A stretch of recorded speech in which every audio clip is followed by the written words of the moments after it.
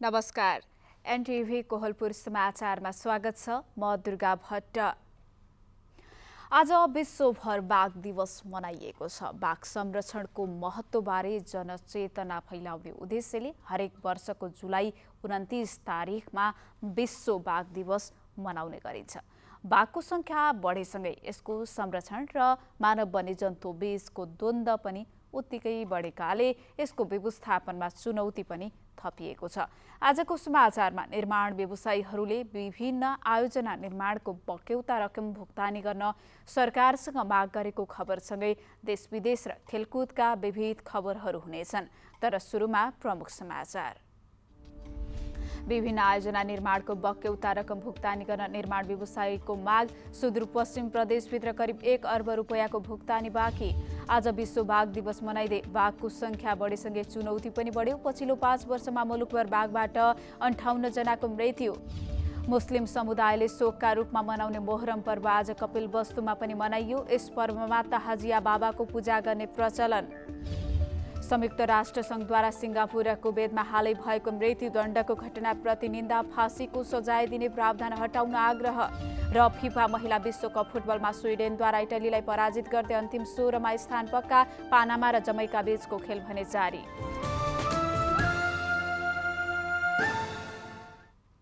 समाचार अब विस्तारमा। सुदूरपश्चिममा निर्माण व्यवसायीले काम गरेको 1 अर्ब रुपियाँ फँसेको छ। निर्माण व्यवसायीहरूले विभिन्न आयोजना निर्माणको बक्यौता रकम भुक्तानी गर्न सरकारसँग माग गरेका छन्। सुदूरपश्चिम प्रदेशभित्र मात्र निर्माण व्यवसायीले काम गरेको करिब 1 अर्ब रुपियाँ भुक्तानी पाउन बाँकी रहेको नेपाल निर्माण व्यवसायी महासंघ सुदूरपश्चिम प्रदेशका अध्यक्ष लक्ष्मण सुवारले बताउनुभयो। सरकारको अर्थ मन्त्रालयमा विभिन्न विकास मन्त्रालयहरूले पठाएको 10 अर्ब भन्दा बढी उठिसकेको बिलको भुक्तानी अझै भएको छैन। यस्तै देशभर 50 अर्ब रुपियाँको रनिङ अथवा चलिरहेको निर्माण कार्यको काम गर्ने अवधि सकिएकाले थप समयको माग समेत गरिएको छ। यसैबीच नेपाल निर्माण व्यवसायी महासंघ सुदूरपश्चिम प्रदेश समितिले आफ्ना मागहरू सम्बोधन गर्न चरणबद्ध कार्यक्रम अगाडि बढाएको छ। यसै क्रममा प्रदेशका मुख्यमन्त्री कमल बहादुर शाह र कैलालीका प्रमुख जिल्लाधिकारी युवराज कट्टेललाई ज्ञापन पत्र बुझाउँदै काम गरेको भुक्तानी माग गर्दै चरणबद्ध कार्यक्रम सुरु गरेको निर्माण व्यवसायीहरूले विभिन्न राजनैतिक दल तथा प्रदेश सरकारका विभिन्न मन्त्रालयहरूमा पनि ज्ञापन पत्र बुझाएका छन्। आज विश्वभर बाघ दिवस मनाइएको छ। बाघ संरक्षणको महत्त्वबारे जनचेतना फैलाउने उद्देश्यले हरेक वर्षको जुलाई 29 तारिखमा विश्व बाघ दिवस मनाउने गरिन्छ। आजका दिन बाघको संरक्षणका लागि उनीहरूको वासस्थानको संरक्षण, बाघको संख्यामा आएको वृद्धि र ह्रासबारे जानकारीका साथै बाघ संरक्षणमा भएका प्रयासबारे चर्चा हुने गर्छ। विश्व बाघ दिवसका अवसरमा बर्दिया राष्ट्रिय निकुञ्जसहित देशभर विभिन्न कार्यक्रम गरिन्छ। नेपालमा सन् 2010 यता 12 वर्षमा नेपालमा 234 वटा बाघ बढेको देखिन्छ। नेपालमा बाघको संख्या बढेसँगै यिनको व्यवस्थापन, मानव वन्यजन्तु बीचको द्वन्द्व न्यूनीकरण, वासस्थान सुधार लगायत अन्य विविध विषय चुनौतीपूर्ण बनेका छन्। मध्यवर्ती क्षेत्रका मानिसहरू घाँस दाउरा, निहुरो टिप्न र गाई भैँसी चराउन जाने क्रममा सामुदायिक वनभित्रै बाघको आक्रमणमा पर्ने गरेका छन्। पछिल्लो 5 वर्षमा मुलुकभर बाघबाट मात्र 58 जनाको मृत्यु भएको तथ्याङ्क छ।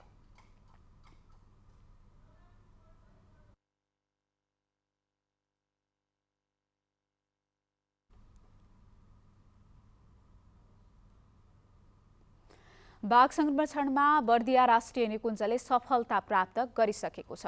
बाघको संख्यामा उल्लेख्य रूपमा वृद्धि गर्न सफल बर्दिया निकुञ्जमा बाघको संख्या यथास्थितिमा राख्नका लागि बाघ पर्यटनलाई स्थानीयको आय आर्जनसँग जोड्न स्थानीयले माग गरेका छन्।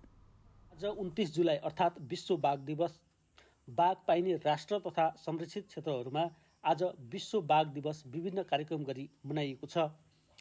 बाघ संरक्षणमा महत्त्वपूर्ण भूमिका निर्वाह गरी TS2 अवार्ड हासिल गर्न सफल बर्दिया निकुञ्जले पनि आज बाघ संरक्षणसँग जोडिएर सचेतनामूलक प्रभात फेरी गर्नुका साथै स्थानीय सञ्चारकर्मीहरूसँग अन्तर्क्रिया गरेको छ। बाघ संरक्षणमा ऐतिहासिक सफलता प्राप्त गर्न सफल बर्दिया निकुञ्ज मध्यवर्ती क्षेत्रका स्थानीयको भूमिका महत्त्वपूर्ण छ। जब चोरी शिकार नियन्त्रण युवा परिचालन अभियान बर्दिया जिल्लाबाट सुरु भयो तब संरक्षणमा एकपछि अर्को सफलता प्राप्त हुँदै गयो। संरक्षणमा महत्त्वपूर्ण भूमिका खेलेका स्थानीयले बाघ संरक्षणसँगै बाघ पर्यटनसँग स्थानीयको आय आर्जन पनि जोड्नुपर्ने माग गरेका छन्।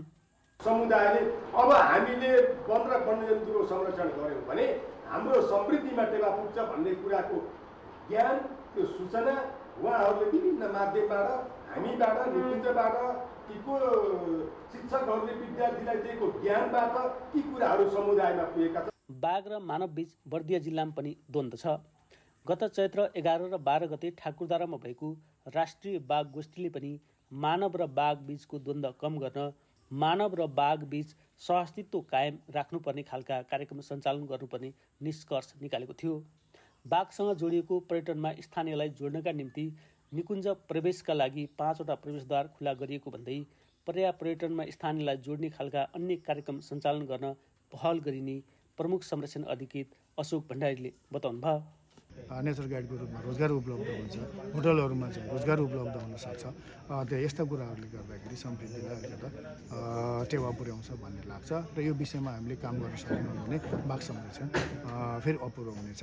किनभने अबका हाम्रो लक्ष्यहरू यसरी अगाडि बढ्नेछ।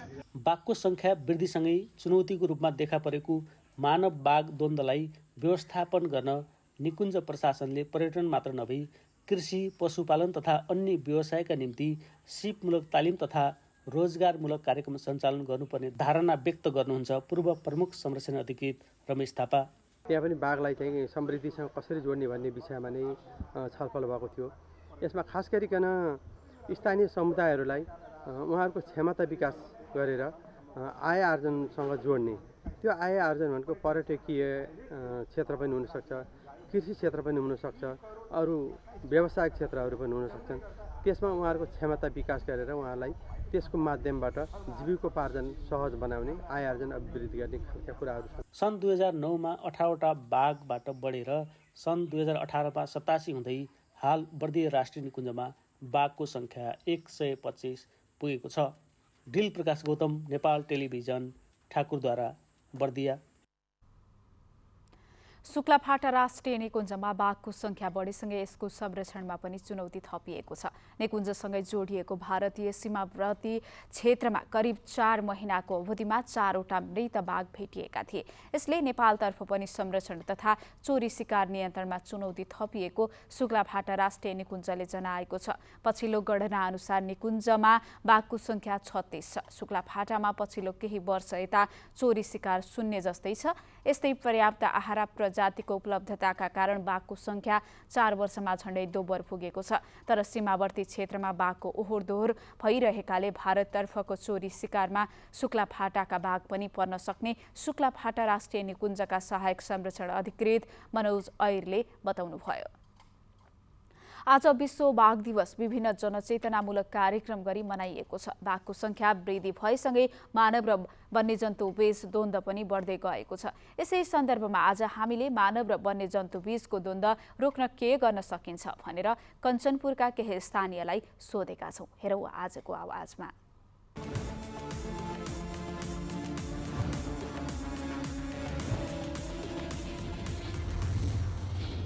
मानव र जनावरबीच द्वन्द्व भइरहेको मुख्य कारण भनेको जङ्गलमा काठ चोर्नलाई अनि शिकार तस्करी गर्नलाई गइरहेको हुन्छन्। निकुञ्जले त जनचेतनाहरू फैलाएकै हुन्छ, साइन बोर्डहरू टाँसेकै हुन्छ, यहाँ यस्तो गर्दा यस्तो हुन्छ, जनावरहरू हुन्छन् भनेर गरेको हुन्छ। तर पनि थाहा पाउँदै पनि मानिसहरू बुझेर भनौँ कि नबुझेर भनौँ उनीहरू गइरहेकै हुन्छन्। त्यही भएर हामीहरूले आफूलाई बचाउनलाई आफैले सतर्क हुनुपर्ने हुन्छ। सबभन्दा पहिला त वन्यजन्तुहरूलाई चाहिँ त्यहाँ जनावरहरूलाई चाहिँ जङ्गलमै उनीहरूको लागि आहारको व्यवस्था गर्नु पर्यो।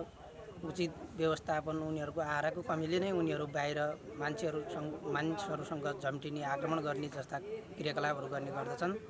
त्यसका लागि उनीहरूका लागि आरक्षण निकुञ्जले चाहिँ निकुञ्जभित्र नै उनीहरूको उचित व्यवस्थापन गर्नुपर्छ जस्तो लाग्छ।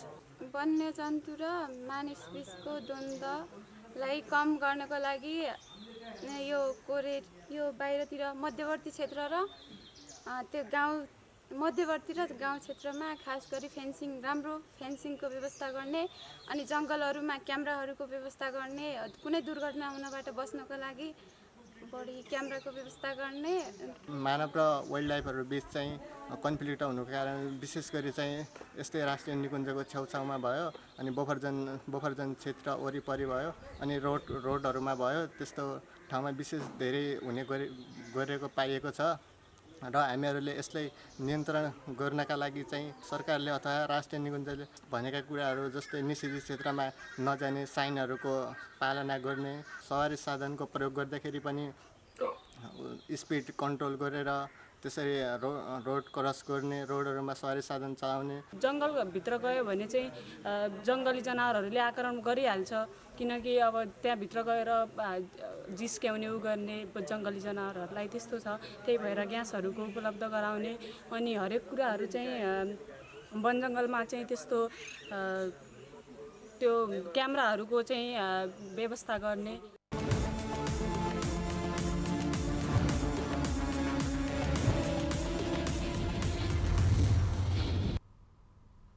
दाङमा डेङ्गीका 5 जना बिरामी फेला परेका छन्। राप्ती प्रादेशिक अस्पताल तुलसीपुरमा 3, निजी अस्पतालमा 2 जना गरी 5 जना बिरामी फेला परेको जिल्ला स्वास्थ्य कार्यालय दाङले जनाएको छ।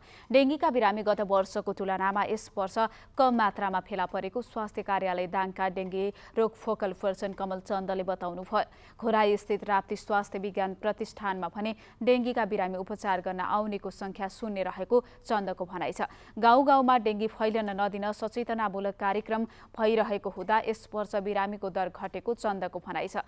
जिल्लाका 10 वटै पालिकाहरूमा रोग फैलन नदिन विद्यार्थी, स्वास्थ्य स्वयंसेविका, सर्वसाधारणलाई लामखुट्टे खोजेर नष्ट गर्ने तालिम प्रदान गरिएकाले डेङ्गी नियन्त्रण भएको कार्यालयले जनाएको छ। गत वर्ष दाङमा 2400 डेङ्गीका बिरामी भेटिएका थिए। समाचारको क्रम जारी नै छ। अहिलेलाई एकैछिनको विश्राम।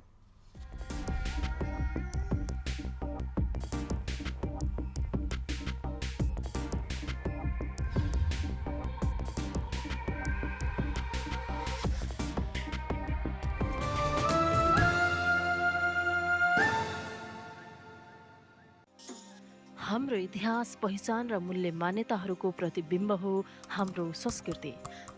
तर द्रुत गतिमा परिवर्तन भइरहेको संसारमा हामीहरूले आफैलाई सोधौँ, के हामीले हाम्रो संस्कृति जोगाउन पर्याप्त प्रयासहरू गरिरहेका छौँ? विश्वव्यापीकरण र प्रविधिको विकास सँगसँगै हाम्रो सांस्कृतिक सम्पदा र संस्कृतिहरू बिर्सिने जोखिममा छन्। परम्परागत प्रचलन, भाषा र वेशभूषाहरू लोप हुँदै गइरहेका छन्। तर आशा छ चाडपर्वहरूदेखि लिएर धार्मिक स्थलहरू र कलाकृतिहरूको संरक्षण गर्न र यसको प्रवर्धन गर्न मानिसहरू एकजुट भइरहेका छन्।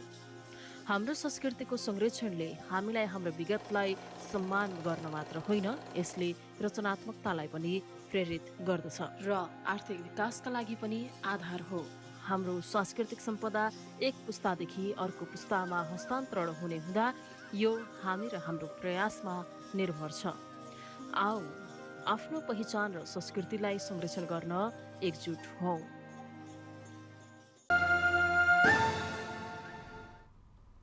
विश्रामपछि समाचारमा पुनः स्वागत छ। अब बाँकी समाचार। मुस्लिम धर्मावलम्बीहरूले शोकका रूपमा मनाउने मोहर्रम पर्व आज कपिलवस्तुका हिन्दू मुस्लिम समुदायले एकसाथ मनाएका छन्। मुस्लिम तथा हिन्दू समुदायले सँगसँगै मनाउन मोहर्रम पर्वमा तहाजिया बाबाको पूजा आजा गरी आज विसर्जन गरेका हुन्। मुस्लिम धर्मावलम्बीहरूले शोकका रूपमा मनाउने मोहर्रम पर्व आज कपिलवस्तुका हिन्दू मुस्लिम एकसाथ मनाएका छन्। मुस्लिम तथा हिन्दू समुदायले सँगसँगै मनाउने मोहर्रम पर्वमा तहाजिया बाबाको पूजा आजा गरी आज विसर्जन गरेका हुन्। इस्लामिक क्यालेन्डर अनुसारको हिजरी सम्मत 61 सालमा इस्लाम धर्मका प्रवर्तक हजरत मोहम्मदका छोरी पट्टीका नाति हजरत हुसैन र उनका परिवारलाई इराकको कुफा र बसरा शहर बीचको करबलामा हत्या गरिएको थियो। त्यही दिनको स्मरण गर्दै मुस्लिम धर्मावलम्बीहरूले आफ्ना धार्मिक गुरु हजरते इमामे हुसैनको सम्झनामा 1384 वर्षदेखि मनाउँदै आएको यो पर्वमा उहाँको प्रतीक स्वरूप तहाजियाको पूजा गरिने र शोकको रूपमा मोहर्रम पर्व मनाउने प्रचलन रही आएको छ। मोहर्रम पर्वका अवसरमा सदरमुकाम तौलियामा लगायत जिल्लाको कृष्णनगर, बहादुरगञ्ज, चन्द्रौटा, पकडी लगायतका स्थानहरूमा मुस्लिम समुदायले बाँस र कागजबाट निर्माण गरिएको तहजियाको पूजा-आजा गरी सो तहजियालाई नजिकको आफ्नो कर्बलामा लगी विसर्जन गरेका छन्। तहजिया भाग लागेर सजिलै मनोकांक्षा पूरा हुने भन्दै हिन्दू समुदायका श्रद्धालु भक्तजनहरूले मनोकांक्षा पूरा भएपछि आफ्नो गच्छे अनुसार तहजिया खरिद गरी पूजा आजा गर्ने र मोहर्रमका दिन कर्बला अर्थात् चिहानमा विसर्जन गर्ने गरेको बताउँछन्। मुस्लिमहरूको यस मोहर्रम पर्वमा हामी हिन्दूहरू पनि मोहर्रम पर्व मनाउँदै गर्छन्, किनभने कसैको भाकल गर्छन् अनि भाकल पुरा भएपछि यस कर्बलामा आएर अनि बाँसको तहजिया बनाएर अनि विसर्जन मोहर्रमका दिन विसर्जन गर्छन्। तहजिया विसर्जनका क्रममा सदरमुकाम तौलिहाका मुस्लिमहरूले तौलिहा बजार परिक्रमा गराई सागरटोलमा रहेको कर्बलामा विसर्जन गरी एक आपसमा शोक मनाउँदै मोहर्रम पर्व मनाएका हुन्। पछिल्ला वर्षहरूमा मुस्लिम समुदायका साथसाथै कपिलवस्तुका हिन्दू समुदायले पनि तहजिया स्थापना गरी मुस्लिम समुदायसँगै मोहर्रम पर्व मनाउँदै आएका छन्। मुस्लिम तथा हिन्दू समुदायले सँगसँगै मनाउने यो पर्वले तराई मधेसमा धार्मिक सद्भाव बढाउने पर्वको रूपमा विकास हुँदै आएको छ। वासुदेव वर्मा, नेपाल टेलिभिजन, लुम्बिनी प्रदेश, कपिलवस्तु। साउन महिनादेखि पुलबाट आउजाउ गर्ने पश्चिम नवलपरासीको सुस्ताबासीको सपना यसपटक पनि पूरा हुन सकेन। पटक पटक समय थप गर्दा समेत सुस्ता गाउँपालिका स्थित नारायणी नदीमा निर्माण भइरहेको नेपालकै लामो झोलुङ्गे पुलको काम पूरा नहुँदा स्थानीय बाढीमा जोखिमपूर्ण डुङ्गाको यात्रा गर्न बाध्य छन्। यही असार मसान्तसम्म पुल निर्माण सक्नका लागि 2078 साल चैत्रमा सरकारले थप समय उपलब्ध गराएको भए पनि निर्माण सम्पन्न भएको छैन। 2073 सालको पुसबाट सुरु भएको पुलको निर्माण कार्य 3 वर्षभित्रै सकिनुपर्ने थियो, तर पटक पटक म्याद थप गर्दा समेत पुलको काम पूरा हुन सकेको छैन। 4 महिना थप समय दिएर काम सक्ने योजना अनुरूप म्याद थपको प्रक्रिया सुरु भएको जनाइएको छ। सुस्ताका स्थानीय मुन्सी हरिजनले पुल नभएकै कारण नेपालतर्फ नारायणी पारीका सुस्तावासीले सीधा सम्पर्क स्थापित गर्न नसक्दा सामान्य किनमेल औषधिका लागि पनि भारत जानुपर्ने बाध्यता रहेको बताउनुभयो। गुल्मी जिल्लाको चन्द्रकोट गाउँपालिकाले झुलेनी पर्यटन क्षेत्र तथा चिया संरक्षण तथा व्यवस्थापन समितिले चियाका बिरुवा रोपण गरेको छ। झुलेनी पर्यटन क्षेत्रमा सौन्दर्यकरण अभिवृद्धि गरी आन्तरिक तथा बाह्य पर्यटक भित्राउने उद्देश्यले वडा नम्बर 5 गुवाघाका चियाका बिरुवा रोपण गरिएको हो। समुद्री सतहदेखि करिब 1400 मिटर अग्लो स्थानमा चियाको सम्भाव्यता अध्ययनका लागि समेत सहयोग पुग्नेछ। गाउँपालिकामै चियाको पाइलट प्रोजेक्टका रूपमा यस क्षेत्रमा करिब 500 भन्दा बढी चियाका बिरुवा रोपिएको हो। चिया तथा कफी विकास बोर्डको सुझाव बमोजिम उचाइमा हुने अर्थोडक्स प्रजातिको चियाका बिरुवा रोपिएको चन्द्रकोट गाउँपालिकाका अध्यक्ष युवराज केसीले बताउनुभयो। समाचारको क्रम जारी नै छ, अहिलेलाई एकैछिनको विश्राम।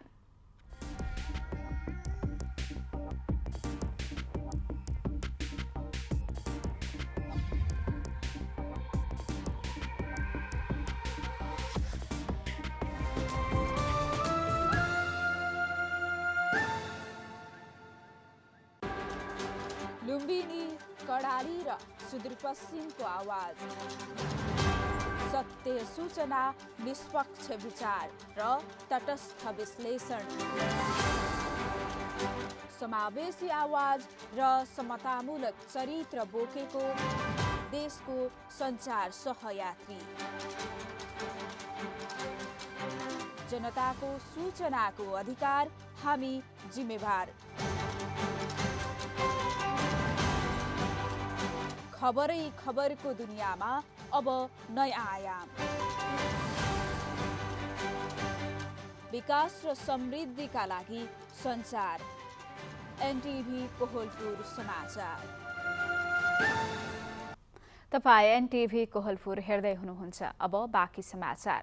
सुन्तला जातका फलफुल विकास केन्द्र पाल्पाले वार्षिक प्रगति सार्वजनिक गरेको छ।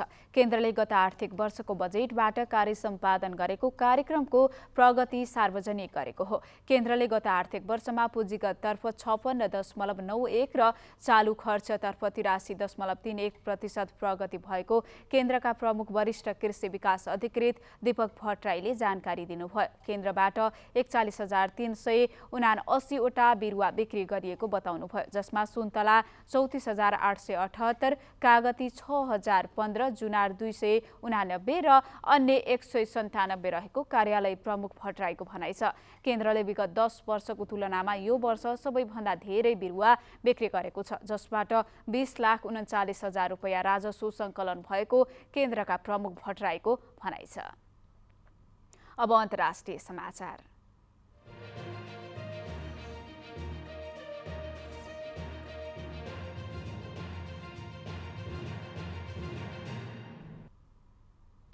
संयुक्त राष्ट्रसङ्घले फाँसीको सजाय दिने प्रावधान हटाउन आग्रह गरेको छ। सिङ्गापुर र कुवेतमा हालै भएको मृत्युदण्डको घटनालाई निन्दा गर्दै राष्ट्रसङ्घले ती देशलाई फाँसीको सजायमा रोक लगाउन आह्वान गरेको हो। सिङ्गापुरमा लागू औषध ओसार पसारको आरोपमा 45 वर्षीय एक महिलालाई हिजो फाँसी दिइएको थियो। कुवेतमा सन् 2015मा इस्लामिक स्टेट जिहादी समूहले गरेको आत्मघाती आक्रमणमा संलग्न रहेको अभियोगमा दोषी ठहर भएका 5 जनालाई बिहिबार मृत्युदण्ड दिइएको थियो। गएको वर्ष नोभेम्बरमा 7 जनालाई मृत्युदण्ड दिए यता साउदी अरबको छिमेकी खाडी देश कुवेतमा बिहिबार दिइएको मृत्युदण्ड पहिलो हो। साउदी अरबको तुलनामा कुवेतमा मृत्युदण्डको सजाय दुर्लभ मानिन्छ। संयुक्त राष्ट्रसङ्घीय मानव अधिकार कार्यालयका प्रवक्ता सेभ मागाङ्गेको कुवेत र सिङ्गापुरमा यो हप्ता दिएका मृत्युदण्डको निन्दा गरी कुनै पनि अवस्थामा हुने मृत्युदण्ड मान्ने नहुने बताउनु भएको चिनिया समाचार संस्था सिन्हुवाले जनाएको छ। कुवेत र सिङ्गापुरलाई तत्काल मृत्युदण्डमा रोक लगाउन र मृत्युदण्डमा रोक लगाउने 170 भन्दा धेरै देशको पक्षमा सामेल हुन उहाँको आग्रह छ। अब आर्थिक समाचार।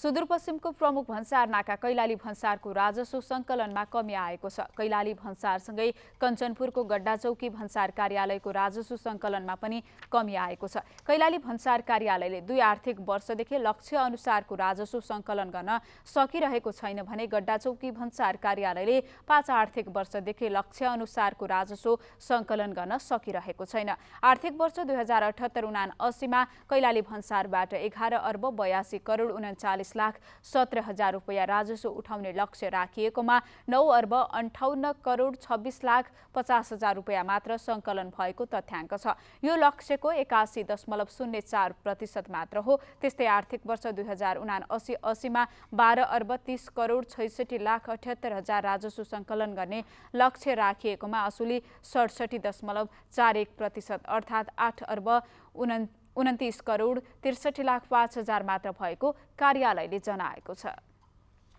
अब खेलकुद समाचार।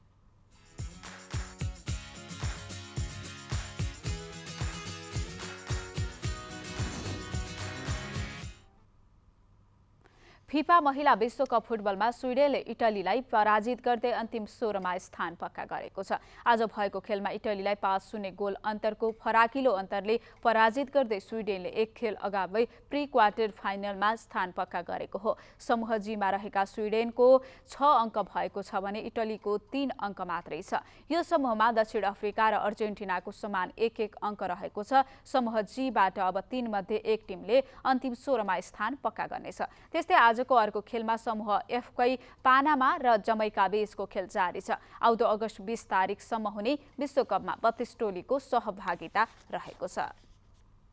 अब मौसम।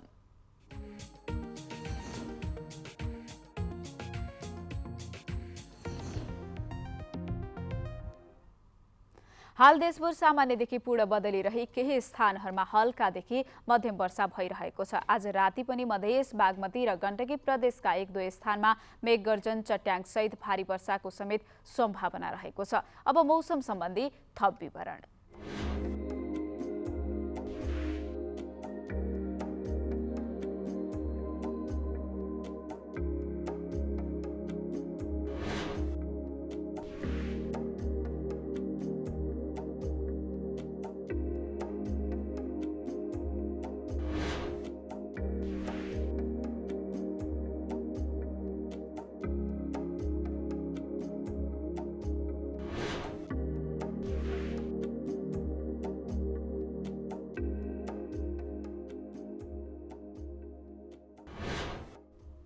समाचारको अन्त्यमा प्रमुख समाचार पुनः एकपटक।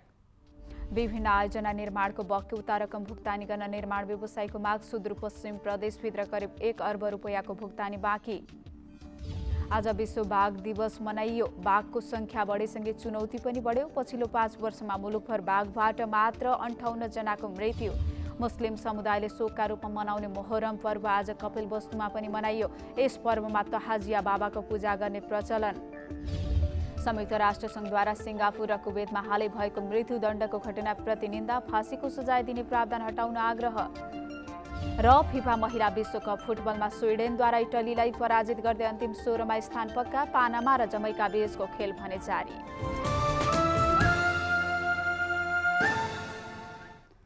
हवस् त अहिलेलाई समाचारको सिलसिला यति नै। बिदा दिनुहोस्। नमस्कार।